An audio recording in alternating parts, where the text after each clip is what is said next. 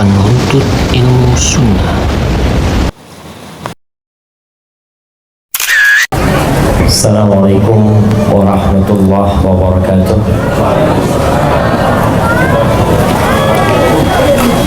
Alhamdulillah alladzi hadana li hadza wa ma kunna linahtadiya laula an hadana Allah. Segala puji bagi Allah yang telah memberikan hidayahnya kepada kita, yang kalau bukan karena petunjuk Allah tidak mungkin kita bisa merasakan indahnya agama ini. Kita bisa melihat orang-orang yang berjumpa dengan Rasulullah SAW, paman Nabi Abu Lahab dan pamannya Abu Talib,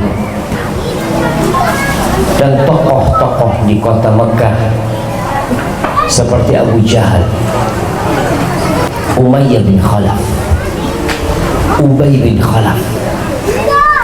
Bagaimana mereka tidak bisa masuk Islam, padahal mereka melihat wahyu itu turun. Mereka memandang mukjizat Rasulullah sallallahu alaihi wasallam. Maka hendaklah kita mensyukuri nikmat hidayah ini dan senantiasa berdoa memohon petunjuk kepada Allah dan tidak berhenti mengatakan ihdinas siratal mustaqim.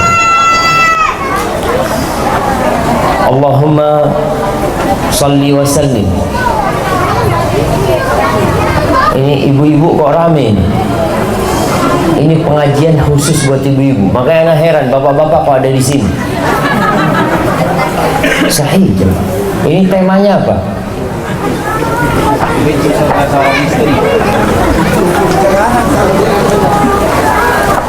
Pintu surga seorang istri. Bapak-bapak istri apa suami? Ana juga heran. Tapi ya wallahu a'lam. Mungkin bapak-bapak ingin mendengar supaya nanti di rumah bisa menjelaskan kembali kepada istri untuk lebih menguatkan apa yang disampaikan Ustaz. Allahumma salli wa sallim ala sayyidina Muhammadin wa ala alihi wa ashabihi ajma'in. Amma ba'd. Jamaah rahimakumullah. Semua berharap masuk surga, dan ternyata Rasulullah sallallahu alaihi wasallam mengatakan kullu ummati yadkhulul jannah. Semua umatku masuk surga. Sebuah garansi bagi umat Nabi Muhammad alaihi salatu wassalam, kullu ummati yadkhulul jannah illa man aba, kecuali yang tidak mau masuk surga. Yang enggan masuk surga ya nggak masuk, tapi semuanya boleh masuk surga. Lalu para sahabat bertanya, karena termasuk sesuatu yang agak mustahil kalau ada orang nggak mau masuk surga. Kalau dibagikan di tempat ini, semua yang datang ke sekolahan ini dapat duit 100 juta. Kira-kira datang semua nggak ya? Semuanya dapat 100 juta kecuali yang nggak mau. Ada yang nggak mau ya, Bang? Maka siapa yang nggak mau? Maka para sahabat bertanya, ya Rasulullah, waman ya'ba, siapa yang nggak mau masuk surga? Luasnya seluas langit dan bumi. Khimar, kerudungnya wanita surga. Di sini kerudungnya ibu-ibu paling mahal berapa harganya? Ibu-ibu, kerudungnya paling mahal berapa harganya? Berapa katanya? 200.000. Tasnya, kalau tasnya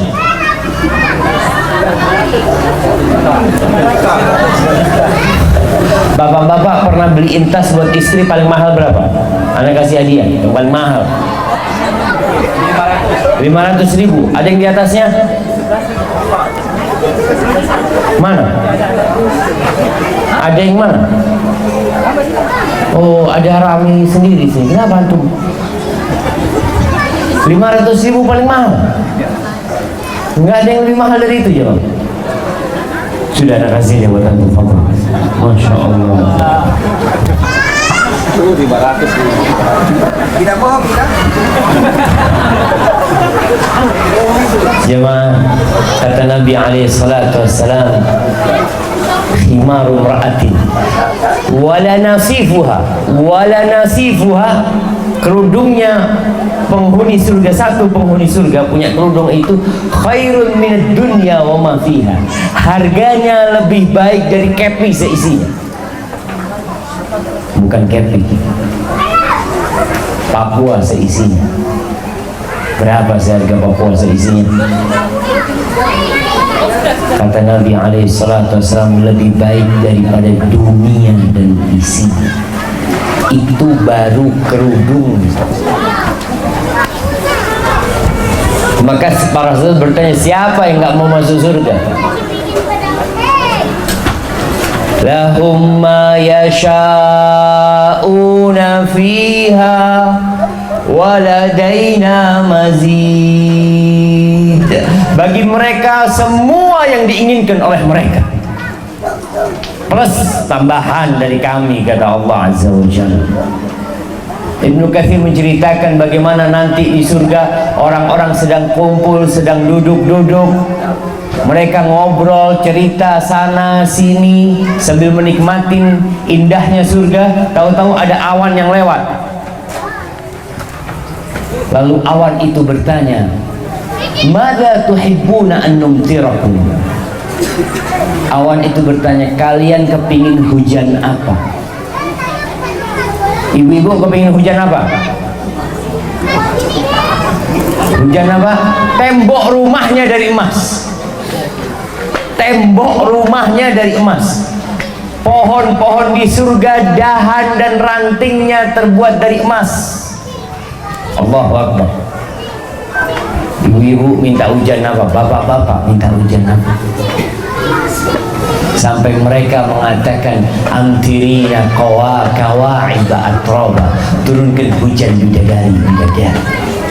Allahu Akbar. Gimana nangkepnya semua?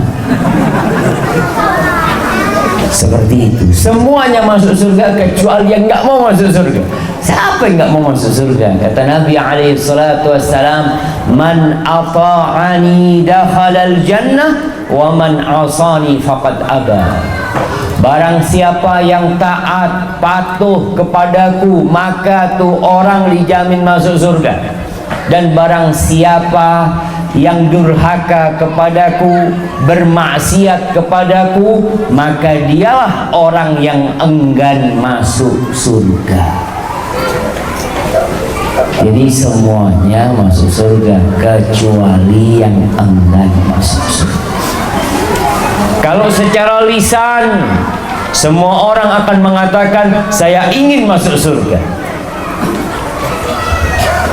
lisan itu tidak bertulang, tapi raga kita yang bertulang kadangkala mendustakan ucapan lisan kita.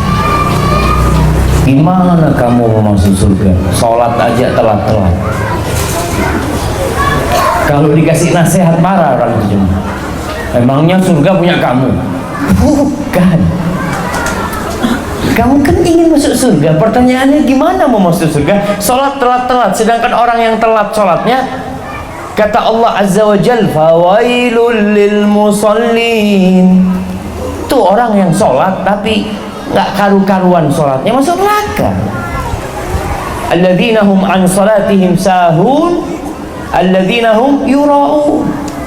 Sholat nggak tepat waktu, cepet-cepetan, riak lagi. Baik, ahibati fillah, berkaitan dengan wanita, subhanallah. Pernah datang kepada Nabi alaihi salatu wassalam seorang wanita. Dia sedang curhat. Ada sesuatu yang ingin dia sampaikan. Selesai hajatnya, baru Rasulullah sallallahu alaihi wasallam bertanya. Ini termasuk adab dan etika. Kalau ada orang yang sedang konsultasi sama kita, ya dengarkan.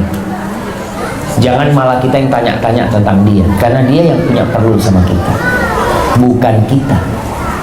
Setelah sahabat wanita ini menyelesaikan hajatnya, Rasulullah SAW bertanya kepada perempuan ini, "Adzatu zaujin anti?"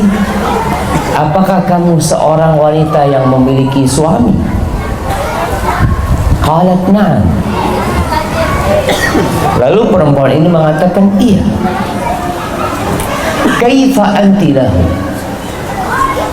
Bagaimana sikapmu kepada suami? Perempuan ini mengatakan, la alu illa ma'ajizku. Aku tidak pernah mensia-siakan suamiku kecuali dalam kondisi yang aku nggak mampu. Lalu Rasulullah SAW berpesan, "Unduri aina anti lahu, fa innama huwa jannatuki aw naruki." Lihat bagaimana sikapmu kepada suamimu. Sesungguhnya suamimu itu adalah surgamu atau nerakamu. Jadi seorang wanita yang sudah menikah, surga dan nerakanya bukan lagi orang tuanya. Dan ini pesan buat kita para laki-laki. Kalau antum sudah menikahkan putri antum, antum jangan intervensi di rumah tangga menantu. Jangan. Kesian anak perempuan kita. Bagaimana kalau dia berada di dalam rumah suaminya, tapi tetap harus taat sama bapak dan ibunya? Sang suami mengatakan kepada istrinya, "Nak, kamu jangan keluar rumah ya sore ini, aku nanti mau datang." Bapaknya telepon, "Nak, kamu habis asar ke rumah ya." Waduh, siapa yang harus ditaati? Kata suami, "Jangan keluar, suami mau datang." Kata bapak, "Kamu habis asar harus ke rumah." Siapa yang harus ditaati? Bapak apa suami? Kata bapak, "Kamu anak durhaka." Iya. Sejak kamu menikah, kamu sekarang mulai kurang ajar sama bapak. Dipanggil suruh datang, nggak mau datang. Kalau dia datang, dia durhaka sama suami. Kalau dia nggak datang, dia nggak durhaka sama bapak. Apa yang harus dia lakukan? Taat sama suami. Kalau bapak marah, "Kenapa kamu lebih taat sama suamimu daripada kepada ayah?" Sampaikan, ayah yang memberikan aku kepada dia. Ayah yang menikahkan aku sama dia. Aku dahulunya milik ayah, tapi ayah melepaskan aku dengan sukarela. Ayah mengatakan pada hari itu, "Wahai fulan bin fulan, angkahtuka wa zawwajtuka makhtubataka binti." Ayah sebut namaku pada hari itu dan ayah berikan aku kepada dia, dan dia menerima tanggung jawab itu. Maka tidak ada dualisme kepemimpinan setelah wanita menikah. Yang ada pemimpin adalah suami. Oleh karena itu para orang tua jangan sembarangan menikahkan putrinya. Wanita itu makhluk yang lemah. Banyak wanita dibohong-bohongin sama laki-laki. Mudah-mudahan yang ada di sini bukan termasuk yang membohongin wanita. Kadangkala digoda dari jauh, datang tuh perempuan. Kenapa wanita tidak bisa menikah kecuali ada walinya? Kalau laki-laki mau nikah, tafadhol tanpa wali. Tapi wanita harus ada walinya. Seorang wali yang harus benar-benar memperhatikan apakah lelaki ini pantas untuk menjadi pendamping hidup putriku. Karena jamaah, kalau sekiranya suaminya itu zalim, bisakah seorang ayah memisahkan putrinya? Dia datang kepada suami, sudah aku ceraikan putriku dari dirimu. Bisa bapak ngomong kayak gitu? Tidak bisa. Bisakah istri duduk-duduk di rumah melihat suaminya menzalimin dia? Bang, mulai saat ini kamu sudah bukan suamiku. Mungkinkah itu terjadi? Walaupun sang istri mengatakan ucapan itu 1000 kali, tetap dia adalah istri, tidak akan bisa berubah. Terus gimana caranya? Harus gugat cerai, memerlukan proses, belum tentu diterima. Maka para orang tua coba kalau mau menikahkan putrinya, bermusyawarah dahulu. Datang seorang laki-laki kepada Hasan al-Basri rahimahullahu ta'ala. Dia bertanya, wahai Abu Sa'id, kepada siapa aku nikahkan putriku? Maka Hasan memberikan nasihat, la tuzawwij ibnataka illa min taqi. Janganlah engkau menikahkan putrimu kecuali kepada orang yang bertakwa. Kenapa orang yang bertakwa? In ahabbaha akramaha wa in lam yuhibbaha lam yadribha. Orang yang bertakwa kepada Allah, kalau dia mencintai putrimu, dia akan menghormatin putrimu. Tapi kalau dia tidak cinta kepada putrimu, dia tidak akan menzalimi putrimu, karena dia takut sama Allah Azza wa Jalla. Ahibati fillah, apakah antum pikir semua rumah tangga ini karena cinta? Apakah bapak-bapak masih cinta sama istri? Kadangkala sebagian laki-laki sudah kepingin ganti istri, bu, cuma nggak ngomong sama ibu. Dia itu kalau ketemu sahib-sahibnya, iyalah, yang di rumah udah tua. Bapak-bapak betul apa tidak? Oh ya betul. Ibu dengar. Dan sebagian ibu-ibu itu juga sama, udah bosen sama bapak-bapak. Cuma saya nggak bisa ganti. Sahih.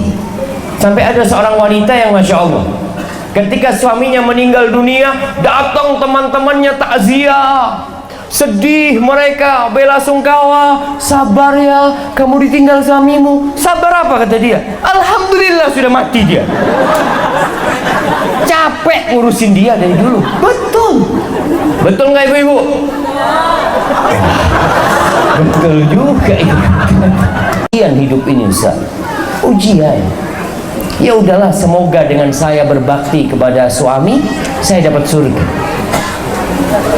Kalau ada suami yang bakhil, Ustaz, Allahu Akbar, tiap bulan perhitungan, subhanallah. Perempuan itu suka sama wanita, perempuan itu suka sama laki-laki yang tampan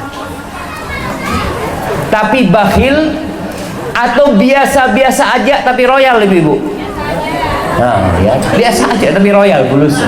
Nggak perlu tampan-tampan, kata dia. Yang penting fulusnya royal. Sahih. Kalau wajahnya tampan, masya Allah, tapi pelit, wallah nggak ada gunanya, kata dia. Baik, kita nggak mau bicara tentang bapak-bapak, ibu-ibu, karena temanya pintu surga seorang istri. Pintu surga seorang suami tetap orang tuanya. Bapak ibunya itu pintu surga seorang suami. Tapi pintu surga seorang istri adalah suaminya. Fa innama huwa jannatuki aw naruki. Suamimu surgamu atau neraka. Ana ingin sampaikan kepada ibu-ibu, apa sih yang diinginkan oleh suami dari wanita? Ada beberapa hal. Yang pertama yang diinginkan suami dari wanita adalah penghormatan.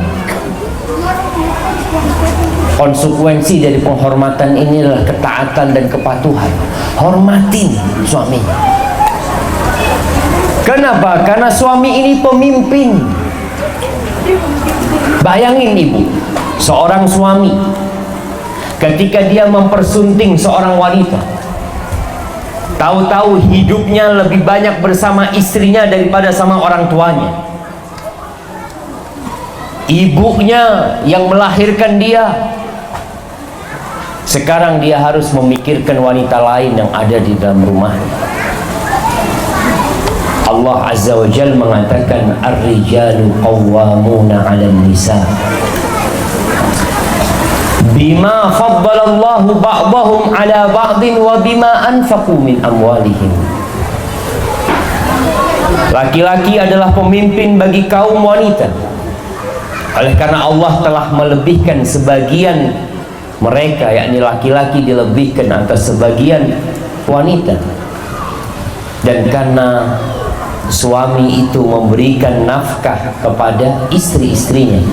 Fasalihat, siapa sih wanita-wanita yang soleh? Wanita-wanita yang soleha kata Allah, qanitat hafizatun lil ghaib bima hafidallah. Tuh, wanita yang soleha adalah wanita yang taat kepada Allah dan dia menjaga kehormatan suaminya, menjaga kehormatan dirinya demi suaminya. Dia patuh dan taat kepada suaminya sebagai bentuk ketaatan dia kepada Allah Azza wa Jalla. Rasulullah SAW menjelaskan hal ini lebih dalam lagi. Kata Nabi SAW, "Lau kuntu amiran ahadan an yasjuda li ahadin." Kalau aku boleh memerintahkan seseorang untuk sujud kepada orang lain, untuk sujud li ghairillah, untuk sujud kepada selain Allah, kata beliau alaihi salatu wassalam, la amartul mar'ata an tasjuda li zawjiha. Pasti aku perintahkan seorang istri sujud kepada suaminya. Kalau boleh, tapi nggak boleh. Nabi hanya ingin menjelaskan besarnya hak seorang suami. Walladzi nafsu Muhammadin biyadihi la tu'addil mar'atu haqqa rabbiha hatta tu'addiya haqqa zawjiha.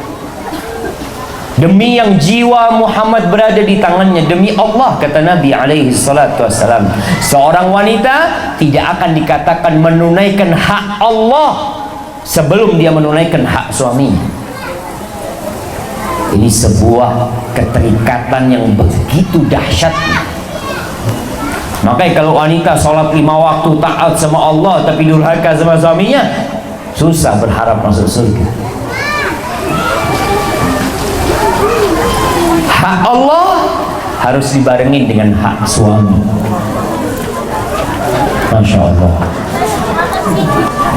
Ini padam listrik, tapi mic-nya masih hidup ya.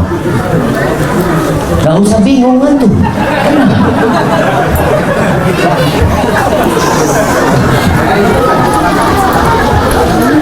Kata Rasul sallallahu alaihi wasallam tentang hak Allah dan hak suami. Idza shallatil mar'atu khamsaha wa shamat syahraha wa ata'at zawjaha wa hafizat farjaha qila laha udkhulil jannah min ayyi abwabil jannati syi'ti. Apabila seorang wanita sholat yang 5 waktu, ini hak-haknya Allah. Wasamat syahraha, puasa di bulan Ramadan, ini haknya Allah lagi. Wa ata'at zawja, ini haknya suami. Dia taat, menghormati suami, walaupun dia nggak suka sama suami, tapi dia tetap menghormati suami. Wa hafizat farjaha, dia jaga kehormatan dirinya qila laha, akan dikatakan kepada wanita ini, udkhulil jannah, silahkan engkau masuk surga dari pintu mana saja yang engkau sukai. Wallahi jamaah, anak kalau bayangkan hadis ini, betapa mudahnya wanita itu masuk surga dari semua pintu surga. Bapak-bapak nih yang ahli sholat masuk dari pintu sholat, yang ahli puasa masuk dari pintu puasa, yang ahli sodakoh masuk dari pintu sodakoh. Nih perempuan sholatnya cuma 5 waktu, puasanya cuma bulan Ramadan. Gara-gara taat dan patuh sama suaminya, menjaga kehormatan dirinya, dia boleh milih pintu surga yang 8. Allahu Akbar. Tapi ternyata memang berat bagi wanita untuk taat sama suaminya, menjaga kehormatan dirinya, satu perjuangan.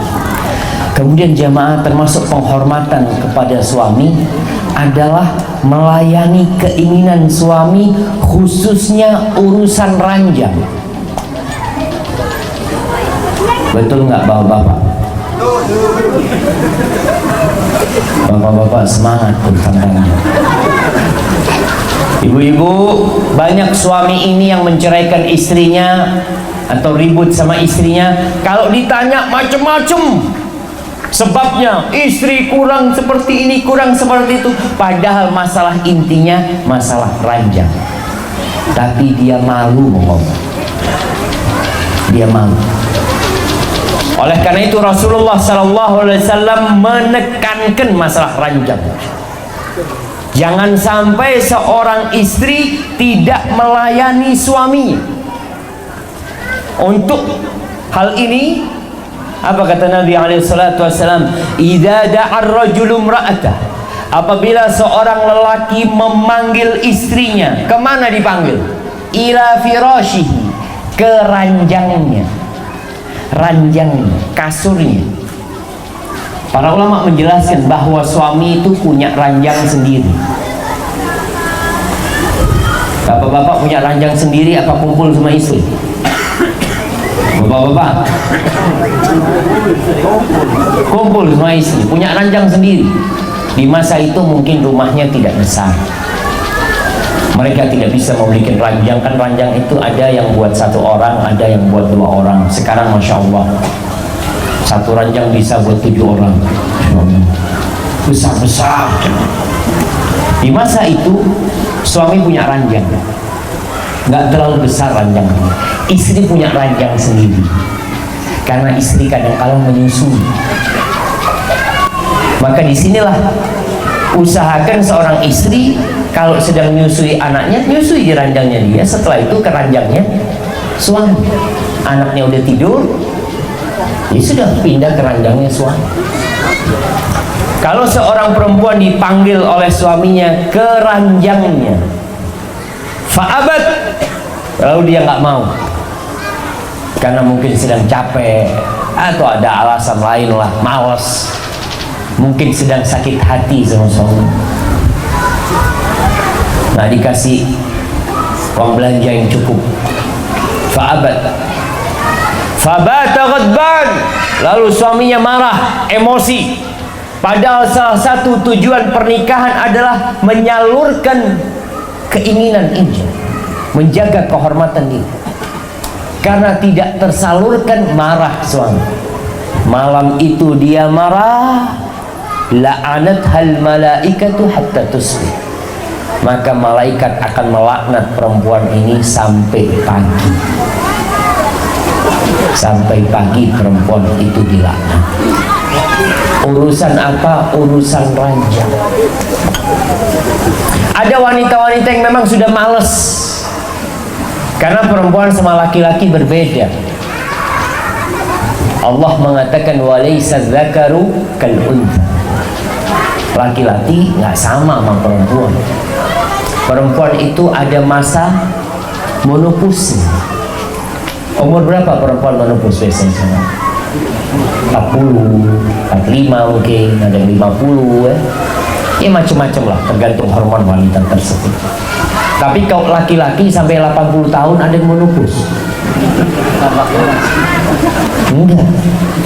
Seperti itu. Sehingga perempuan mau tidak mau dia hargai suaminya. Ketika suaminya menginginkan dirinya, tolong.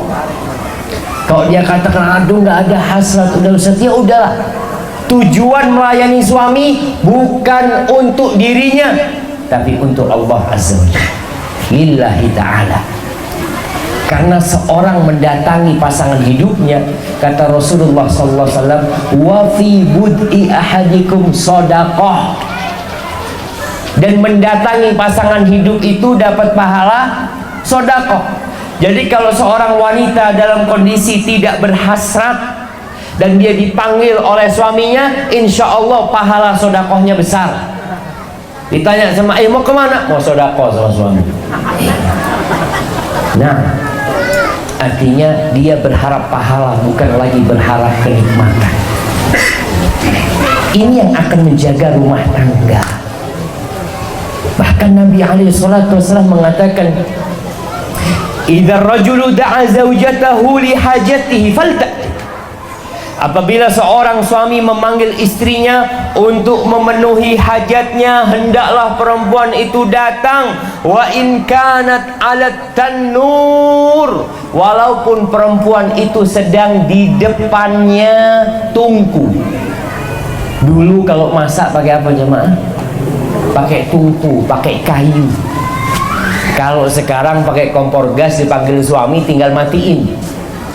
Tapi kalau ditungku, ya Allah, gosong ini masakan ini, panggil suami.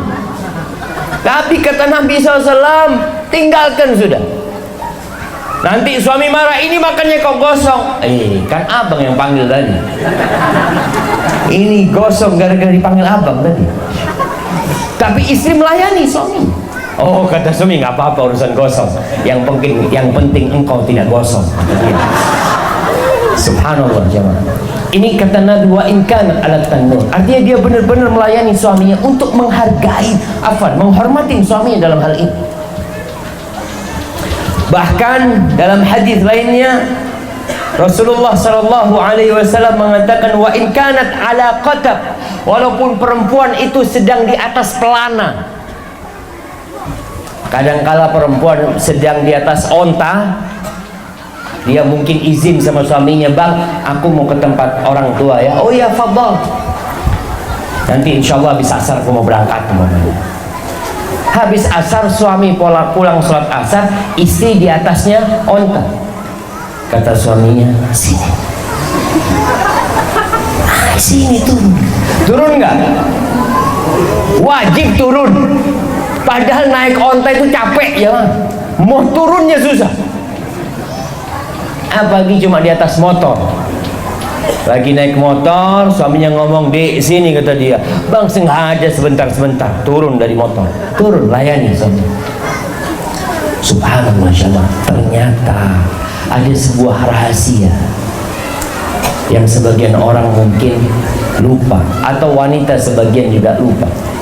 Kata Rasul sallallahu alaihi wasallam, innal mar'ata tuqbilu fi surati syaitanin wa tudbiru fi surati syaitanin.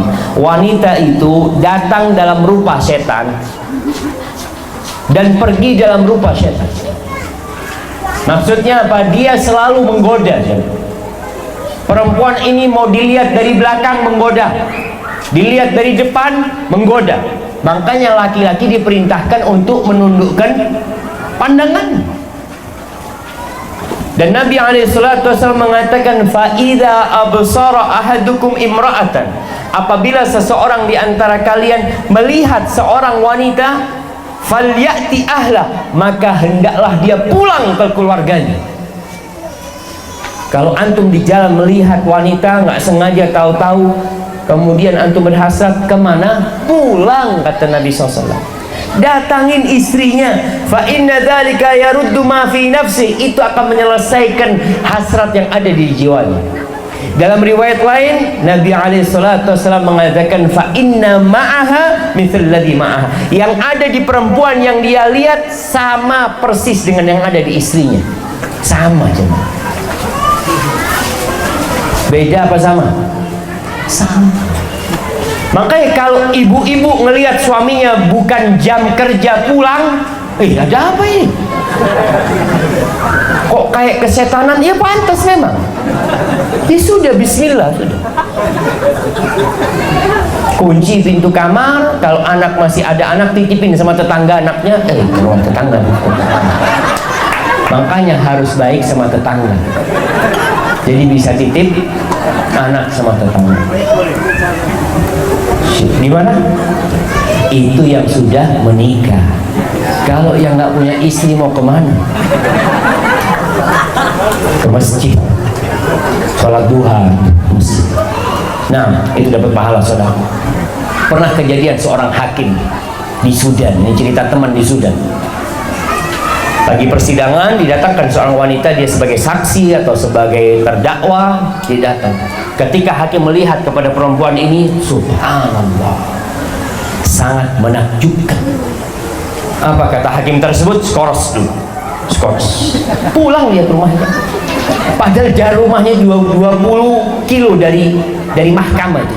Pulang, selesai dari rumahnya, datang lagi, datang kentu perempuan. Udah biasa aja, mah. Sahih.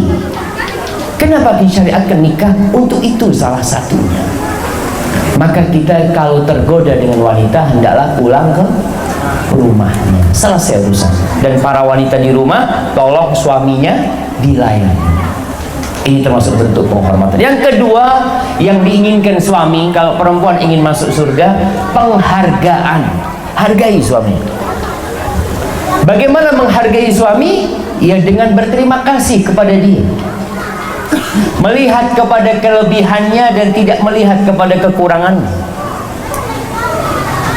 Banyak wanita yang menghuni neraka gara-gara tidak menghargai suami. Kata Rasulullah sallallahu alaihi wasallam, uritun nar, ditampakkan kepada aku neraka, fa idza aktsaru ahlihan nisa, dan ternyata kebanyakan penghuni neraka itu perempuan. Maka ada yang bertanya, kenapa Rasulullah SAW? Yakfurna, mereka itu kufur. Ayakfurna billah, apakah mereka kafir kepada Allah? La. Yakfurnal ashir wa yakfurnal ihsan. Mereka itu tidak menghargai suaminya, kufur kepada suaminya, tidak menghargai kebaikan-kebaikan suaminya. Lau ahsanta ila ihdahunna dahr, dikata Nabi, kalau kamu berbuat baik kepada istrimu sepanjang tahun, 1 tahun suami berbuat baik terus sama istrinya, thumma ra'at minka syai'an, lalu dia melihat ada satu hal yang menyakiti hati dia, maka istri ini akan mengatakan, ma ra'aitu minka khairan qat, aku tidak pernah melihat engkau berbuat kebaikan sedikit. Mas, kamu tidak pernah menyenangkan hatiku, saya nggak pernah bahagia hidup bersamamu. Ini cuma 1 kesalahan. Gimana kalau 7 kesalahan? Maka para wanita hendaklah berterima kasih sama suami. Lihatlah kepada kelebihannya. Ya mungkin suami tidak seperti suami tetangga, engkau syukuri. Cara mensyukuri nikmat suami ini, hendaklah kita melihat kepada yang di bawah. Ya Allah, alhamdulillah suamiku tidak mukul, walaupun dia bakhil tapi dia nggak pernah mukul. Fulana subhanallah, suaminya kaya raya royal tapi suka menzalimi istrinya. Maka lihatlah kepada kelebihan suami. Kalau kita lihat bentuk penghargaan kepada suami, istri itu nggak boleh puasa sunnah kecuali izin sama suami. Nggak boleh. Mau suaminya mungkin ya tidak terlalu baik, tapi suaminya ngomong, dek kau jangan puasa sunnah, kau ada perlu sama engkau, ya udah nggak boleh puasa sunnah. Yang ketiga yang diinginkan suami adalah pendampingan. Nih kalau ingin masuk surga, dampingi suaminya dalam semua kondisi.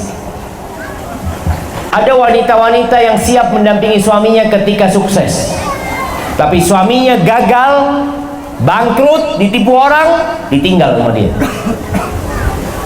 Ada apa nggak ada? Ya nggak banyak lah. Maka dampingi suaminya. Lihat Khadijah radhiyallahu taala anha, bagaimana mendampingi Rasulullah sallallahu alaihi wasallam. Khadijah ini hidup senang bersama Nabi alaihi salatu wasallam berapa tahun jemaah? Siapa yang tahu? Berapa tahun hidup senang, kemudian hidupnya setelah itu berubah menjadi pengorbanan dan perjuangan. Angkat tangan yang mau jawab. Jemaah yang mau jawab angkat tangan. Ya, 15 tahun. Dari umur berapa ke umur berapa? Dari umur Nabi 25 sampai umur 40 tahun. Sahih jemaah. Betul. Alhamdulillah, Masya Allah. 15 tahun. Setelah Nabi SAW dapat wahyu, berubah hidupnya. Suaminya dicaci maki orang, dihina orang, mau dibunuh sama orang, disiksa orang, diboikot. Bayangkan Rasul SAW pernah diboikot selama 3 tahun di Syekh Abi Talib, sampai makan daun-daunan. Itu Khadijah tidak termasuk dalam orang-orang yang diboikot, karena dia dari suku yang lain. Yang diboikot itu dari Bani Hashim. Khadijah tidak masuk, tapi Khadijah tetap masuk bersama suaminya. Dia dampingi suaminya dalam kondisi susah, bukan hanya dalam kondisi suka. Maka ini yang diperlukan kalau ingin masuk surga. Jangan mau senang. Tapi memang wanita ini tergantung kenapa dia memilih suaminya. Kalau dia menikah karena kekayaan suaminya, kalau suaminya bangkrut, selesai sih. Dia akan memilih laki-laki lain, karena dia memang niatnya nikah hanya karena kekayaan. Maka dampingi suaminya. Pulang dari tempat kerja, capek suaminya, jangan ditanya dari mana. Bapak-bapak suka nggak kalau ditanya sama suaminya dari mana? Suka apa enggak? Tidak suka ibu-ibu. Bapak-bapak itu suka ke warung, karena kalau di warung nggak pernah ditanya dari mana. Kalau masuk warung ditanya apa? Mau apa aja mah. Makanya ibu-ibu mulai saat ini kalau suaminya datang ke rumah, jangan ditanya dari mana, ditanya mau apa. Allahu Akbar. Itu suami kalau masuk rumah ditanya mau apa, dia bingung, ini masuk rumah apa warung? Oh, ternyata rumah dia. Subhanallah, sudah berubah jadi warung rumahnya. Alhamdulillah. Maka tolong ibu-ibu, suami datang jangan ditanya dari mana. Mungkin wajahnya sedang cemberut ya, nampak dari wajahnya dia sedang tidak berbahagia. Jangan ditanya kenapa, jangan ditanya. Khadijah radhiyallahu taala anha ketika Rasulullah sallallahu alaihi wasallam turun dari Gua Hira pulang ke rumahnya dalam kondisi ketakutan, sama sekali Khadijah nggak tanya. Tapi Khadijah bertugas untuk mendampingi suaminya, ditenangkan suaminya, minta selimut dikasih selimut, mungkin dikasih minuman, ditunggu sampai suaminya yang bercerita. Maka ini bentuk pendampingan yang sangat dahsyat buat seorang yang ingin masuk surga. Dampingi suaminya, sambut suaminya. Kemudian kalau makan, jangan ditinggal suaminya. Lihat bagaimana Rasulullah Sallallahu Alaihi Wasallam kalau makan berduaan sama Aisyah, sama istrinya yang lain sama berduaan. Jangan sampai seorang istri ngasih makan suami di meja makan terus ditinggal. Ada seorang laki-laki yang subhanallah jemaah, dia lagi waktunya makan, istrinya nyiapkan makan semuanya, terus istrinya mau nonton sinetron, ditinggal suaminya. Kata suaminya, sini, mari, kata dia dengan bahasa kampung, saya ini bukan kucing. Kasih makan terus ditinggal. Yang dikasih makan ditinggal siapa? Kucing. Kalau ngasih makan suami didampingin walaupun engkau sedang puasa, walaupun engkau sedang tidak ingin makan, duduk di samping suami, ambilkan sesuatu buat suami. Masya Allah. Suami minum dari air, bisa dipinjam gelas, jangan ambil gelas baru. Maka usahakan di rumah itu, antum lihat kalau kemanten baru ini, pengantin baru ini biasanya suap-suapan ya, Masya Allah. Sampai berapa tahun kayak gitu ya? Hah? 2 bulan 3 hari kayaknya. Subhanallah, Rasul SAW sampai tua alaihi salatu wassalam. Beliau itu kalau makan, nanti dagingnya dikasihkan Aisyah. Aisyah makan, diambil dagingnya, beliau gigit di tempat Aisyah menggigit. Minum, subhanallah. Ana izin minum ya, Mas.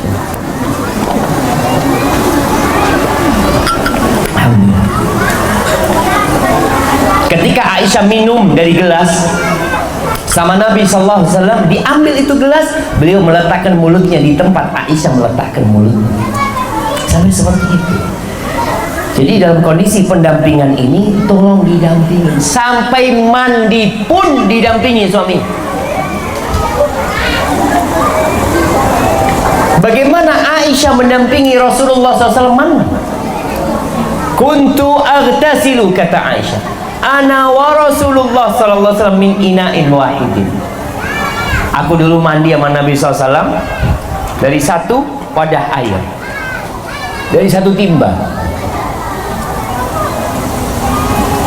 Kemudian antara aku sama dia cuma ada satu gayung, rebutan itu gayung. Aisyah sama Nabi SAW. Dan aku bilang, dakli ya Rasulullah, sisakan airnya buat aku wahai Nabi SAW. Ini kapan orang mandi bareng suami istri jamaah? Waktu baru. Sekarang ngantri kok mandi. Siapa dulu mandi? Ayo kamu dulu mandi. Subhanallah, hilang sudah pendampingnya. Jadi seorang istri damping, bang aku gosokin pakai sabun. Nah, subhanallah, seperti mandikan suami ini bayi besar. Kalau bayi kecil ya, anak-anak dimandiin sama ibunya pakai sabun, ya bapaknya nggak apa-apa dimandiin juga, karena sama-sama bayi. Wallahi sahih, Umar bin Khattab pernah mengatakan itu. Maka para ibu-ibu tolong ketahui tentang hal itu. Ya, hendaklah sang istri ini berhias untuk suami, menggunakan pakaian yang indah. Pakai itu lipstik kalau ada suaminya, pakai itu sidu kalau ada suaminya. Banyak suami kalau melihat istrinya cantik bingung, dia tanya mau kemana. Betul ibu-ibu?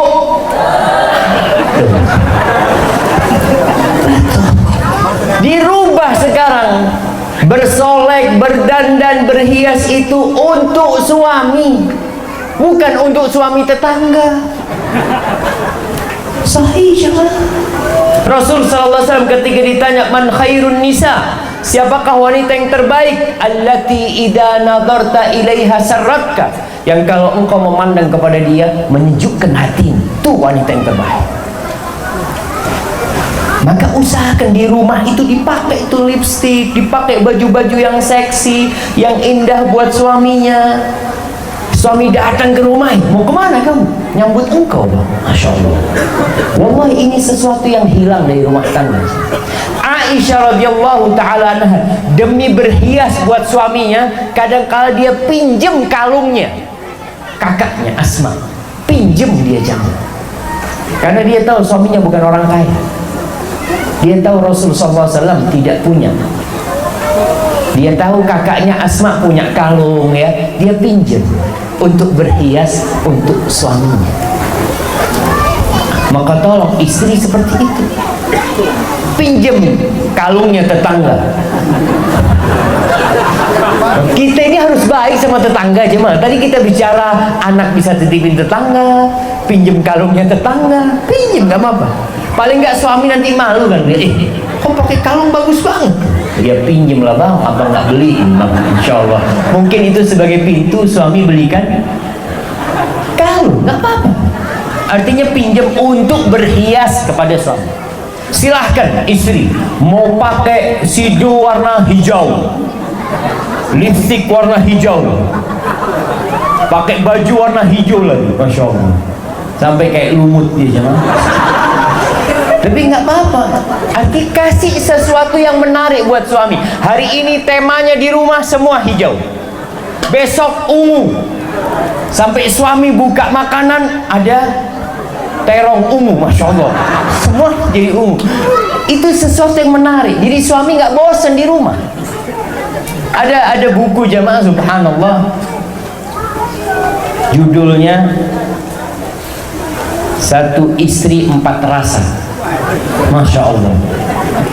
Jadi istri pandai untuk bagaimana melayani suaminya. Besok apa itu penting. Kenapa? Karena godaan dan fitnah wanita di luar itu dahsyat sekali. Kalau sang istri tidak berusaha untuk melakukan sesuatu yang menarik buat suaminya, suami akan tertarik di luar. Tapi kalau dia sudah menundukkan pandangan, cukup di rumahku ada surgaku, selesai. Karena istrinya pandai. Jangan sampai suami masuk rumah, buka pintu rumah, tahu-tahu yang tercium ikan asin. Suami langsung masuk, astagfirullahaladzim. Itu masalah. Tapi masuk rumah yang tercium gahru. Ini di Kepi banyak gahru ini. Tapi nggak pernah dihidupin di rumahnya, dijual. Sekali-kali dihidupin di rumahnya, dibakar tuh gahru. Tapi jangan yang mahal-mahal, suami malah marah gitu. Ini gahru yang harga berapa dibakar? Ribut sama suami. Ada, tapi bikin rumah itu wangi, menarik, ya, subhanallah. Antum lihat, kita kalau masuk ke Masjidil Haram, kemudian dari Masjidil Haram, yang mungkin yang berangkat umrah atau haji, masuk ke Burj Zamzam, ke Zamzam Tower, itu dari jarak berapa meter, aroma wanginya jamaah, ya Allah. Karena banyaknya toko parfum di sana. Maka bikin rumah sebelum suami datang, parfum sudah dihidupi, masak udah selesai, nggak ada lagi aroma yang tidak nyaman. Ada perempuan-perempuan yang masya Allah, kalau suaminya datang nggak ada, bau ikan sudah nggak ada, tapi rambutnya ada yang di roll itu jemaah, rambut di roll, kemudian pakai bedak putih-putih, ada yang dipakai pipinya pakai timun, pakai bengkoang. Itu suami datang, astagfirullah, ini istrinya siapa ini? Nggak ada lagi seperti itu. Pakaian ya beli, suami juga perlu lah. Ini para suami, belikan istri pakaian yang indah. Jangan hanya pakaian yang sesuai dengan keinginan istri, tapi pakaian yang sesuai dengan keinginan suami. Istri paling senang pakai baju apa? Daster. Nggak tahu di Kepi ini sama pakai daster. Daster yang bolong-bolong tuh. Waduh, sukanya dia itu zaman. Maka jangan lagi, hormati suaminya dengan cara tadi, ya memberikan pelayanan yang indah, ya, aromanya wangi selalu dia jamaah. Barakallahu fiik. Kemudian yang kelima, suara yang indah. Jangan suka teriak-teriak.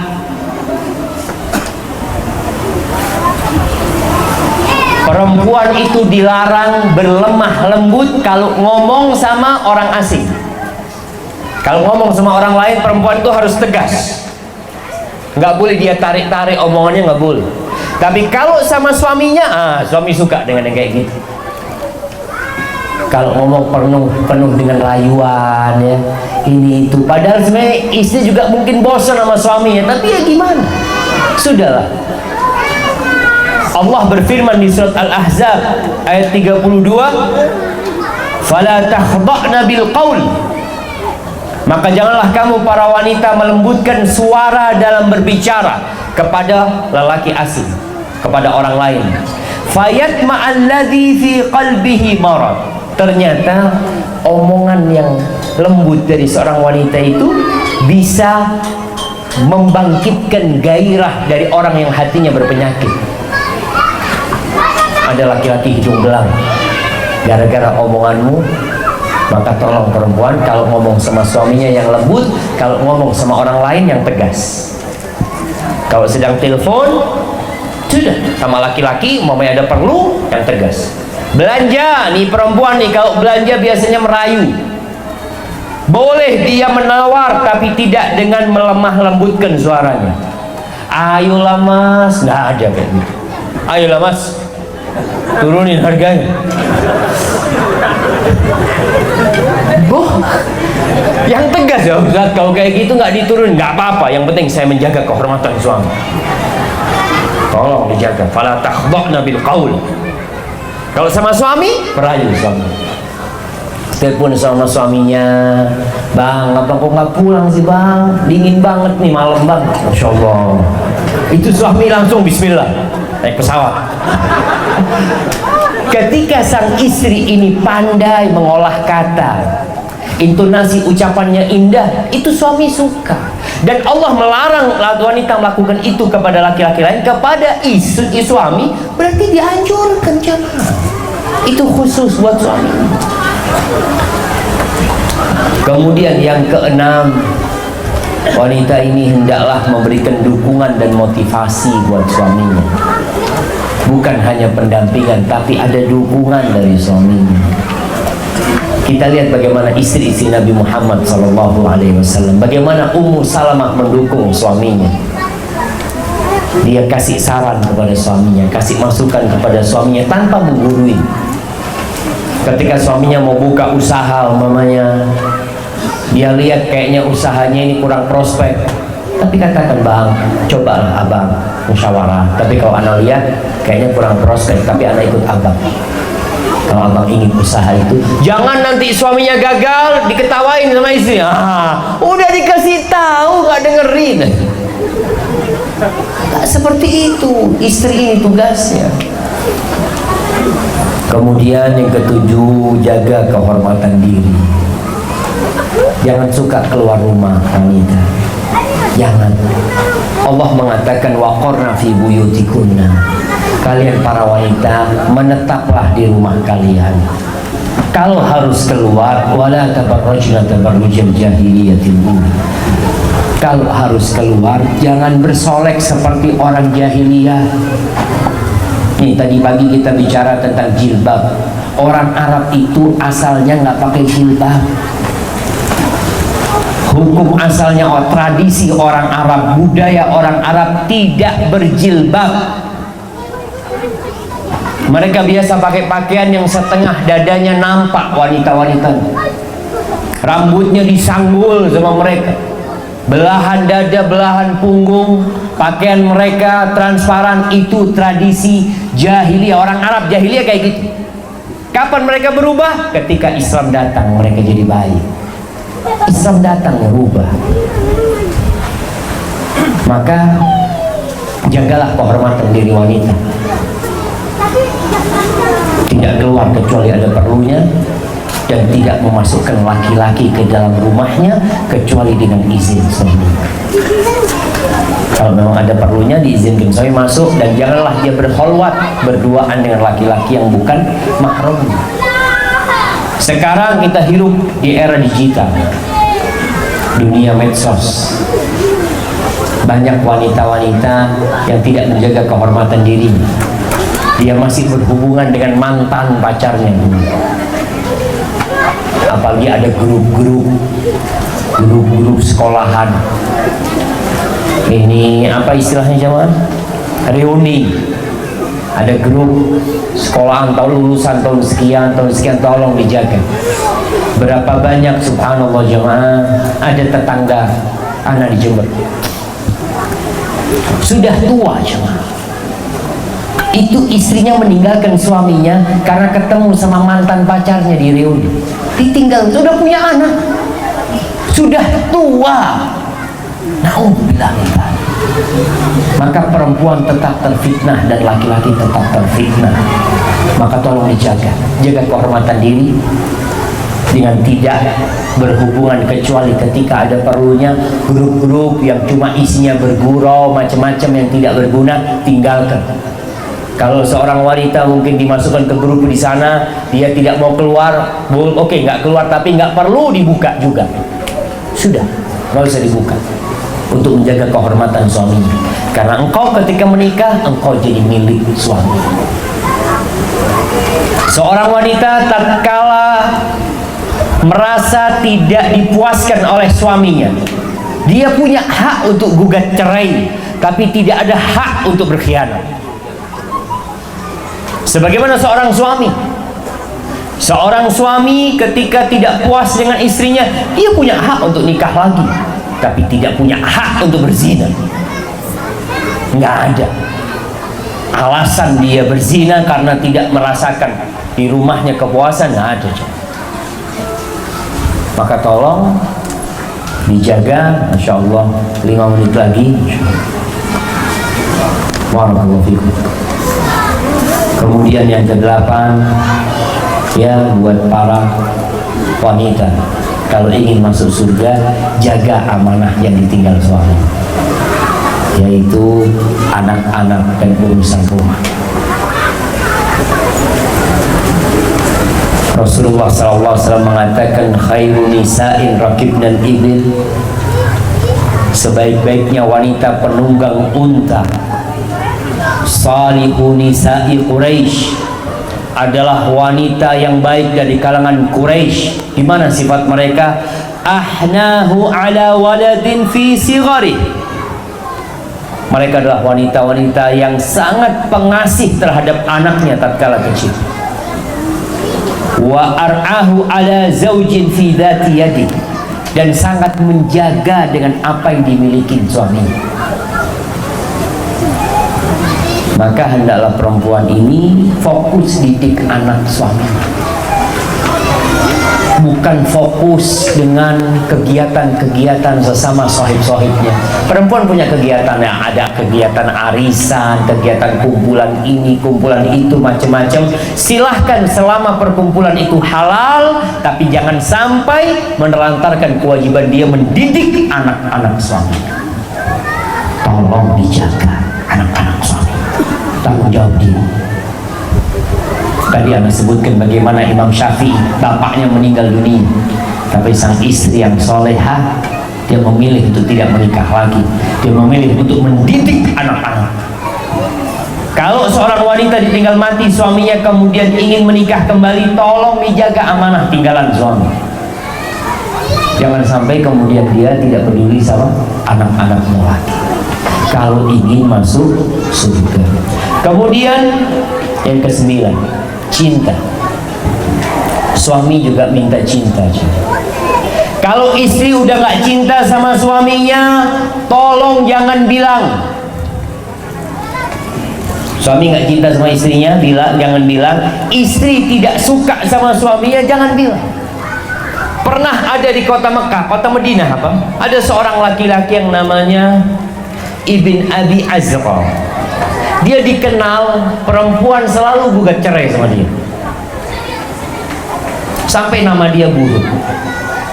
Suatu hari dia pulang dari masjid, dia ngajak sahibnya dia, Abdullah bin Arqam, dibawa ke rumahnya. Ayo ke rumah.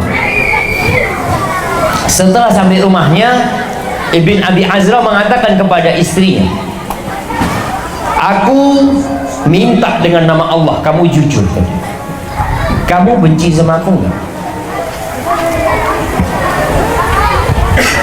Istri, udahlah ngomong yang lain, nggak usah ngomong itu. Aku minta sama Allah, kamu jujur. Kamu cinta sama aku nggak? Kata istrinya, ya kalau engkau ngomong kayak gitu, enggak, aku nggak suka sama kamu. Kata, kayak gini nih istriku. Yuk, akhirnya berangkat ke Umar bin Khattab. Sampai tempatnya Umar bin Khattab, dia cerita. Ya sudah, kata Umar bin Khattab, panggil istrimu. Dipanggil istrimu. Istrinya datang. Apakah engkau yang jujur mengatakan nggak suka sama suamimu? Iya, Amirul Mukminin. Dia tuh maksa. minta kepadaku dengan nama Allah, apa boleh aku berbohong? Kata Umar bin Khattab, iya, nggak apa-apa engkau bohong. Fa inna aqalal buyut allati tubna 'alal hub. Kata Umar bin Khattab, sedikit rumah tangga yang dibangun di atas cinta itu sedikit. Fa innan nas yata'amaluna bil islami wal ihsan. Pergaulan yang terjadi dalam rumah tangga ini kebanyakan itu berasaskan Islam dan ihsan. Karena kita diperintahkan, kita orang Islam suruh berbuat baik. Ya itulah yang menjadi landasan bergaul di rumah, bukan cinta. Sedikit yang dibangun di atas cinta. Itu kata Umar bin Khattab radhiyallahu anhu. Banyak rumah yang bertahan itu bukan karena cinta, kadang-kadang karena kesian. Istri kesian sama suami, suami kesian sama istri. Tapi kalau ditanya, kamu cinta nggak sama aku? Mas, kalau kau belah dadaku, namamu akan terukir di sana. Padahal terukir nggak disukai, cuma dia bilang terukir di sana. Masya Allah. Kenapa? Itu bohong yang diperbolehkan, salah satunya bohong dalam urusan rumah tangga. Maka tolong istri, kalau ditanya sama suaminya cinta atau tidak, paling tidak dia ungkapkan. Nabi SAW suka mengungkapkan cinta. Ketika beliau ditanya SAW, siapakah wanita yang paling kau cintai, atau siapakah orang yang paling kau cintai? Aisyah. Nggak mau. Maka antum pun nggak apa-apa mengungkapkan cinta tersebut, dan istri pun sama. Hada wallahu a'lam bishawab.